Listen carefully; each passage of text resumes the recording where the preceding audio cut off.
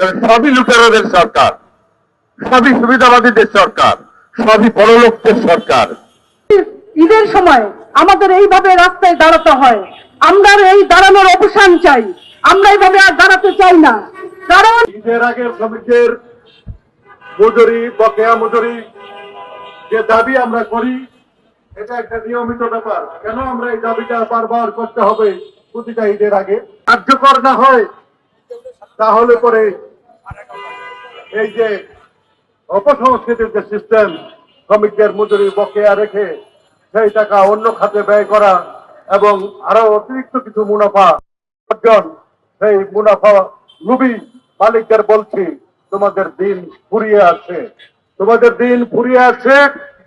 যুগ যুগ ধরে ঈদের আগে, অনুষ্ঠান পার্বণের আগে তাদের বকেয়া এবং ন্যায্য মজুরি এবং বোনাস সহ এইটা দেওয়ার দাবি জানাই।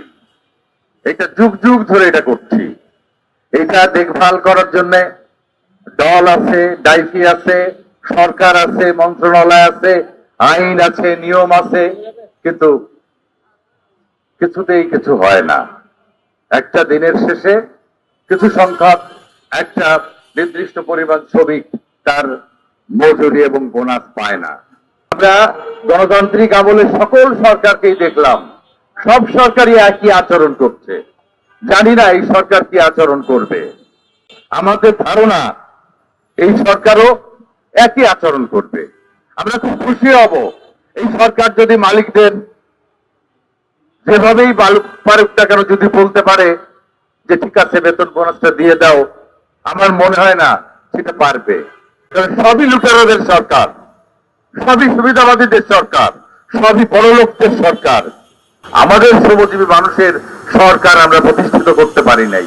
আমাদের দাবি দেওয়া, আমাদের অধিকার যদি আমরা আদায় করতে চাই, আমাদেরকে শক্তিশালী ট্রেড ইউনিয়ন আন্দোলন গড়ে তুলতে হবে। সুতরাং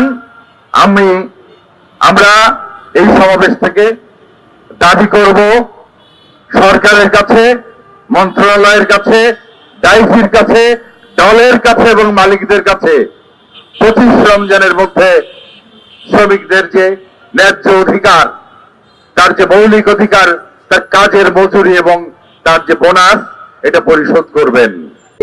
ঈদের সময় আমাদের এইভাবে রাস্তায় দাঁড়াতে হয়। আমরা এই দাঁড়ানোর অবসান চাই। আমরা এইভাবে আর দাঁড়াতে চাই না। কারণ এই কর্মচারীরা আজকে যেইভাবে এই দেশকে এগিয়ে নিয়ে যাচ্ছে, সেইখানে আজকে আমাদের শ্রমিক কর্মচারীরা উপস্থিত। আমরা এইভাবে যে দাঁড়াই ঈদের পূর্বে, এই দাঁড়ানোর অবসান আমরা চাই। আমরা চাই না যেন আমাদের এইভাবে দাঁড়াতে হয়। কারণ আজকে শ্রমিকরা আজকে যদি হাত গুটিয়ে ফেলে, তাহলে এই দেশ কোথায় যাবে আমরা জানি না। তাই বহু পূর্ব থেকেই শ্রমিক কর্মচারী ঐক্য পরিষদ 9 দফা দাবিতে আন্দোলন করছিল। সেই 9 দফা দাবি পূর্বের সরকারগুলো পূরণ করে নাই। ফলে নতুন দায়িত্ব নিয়েছেন যে সরকার, তাদের কাছেও আমরা এই 9 দফার প্রতি দৃষ্টি আকর্ষণ করছি। আমরা 9 দফার প্রতি নজর দেওয়ার জন্য বলছি এবং বলছি অবিলম্বে সেটি বাস্তবায়নের জন্য উদ্যোগ নেবেন।